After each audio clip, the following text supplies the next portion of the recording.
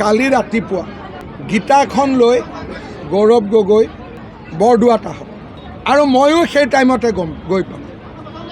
গীতা ভাগৱতক চুই মই শপত খোৱাই নহয়, মই ক'ম যে মোৰ যি আছে গৌৰৱ গগৈ মোৰ ঘৰত প্ৰৱেশ কৰি চব চাই লয়।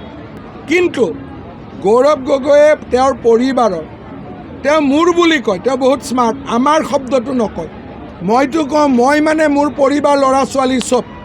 মই চেলেঞ্জ দিছোঁ 8 তাৰিখে ৰাতিপুৱা 10টা বজাত গৌৰৱ গগৈ বটদ্ৰৱা সত্ৰত আহক।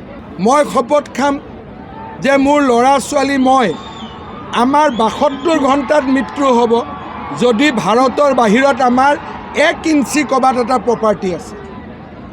গৌৰৱ গগৈ এইটো শপত খাবনে নাই যে ভাৰতৰ বাহিৰত মোৰ আৰু মোৰ পত্নীৰ কোনো সম্পত্তি নাই। পাকিস্তানৰ বেংক একাউণ্টটো খুলি দিবনে নাই?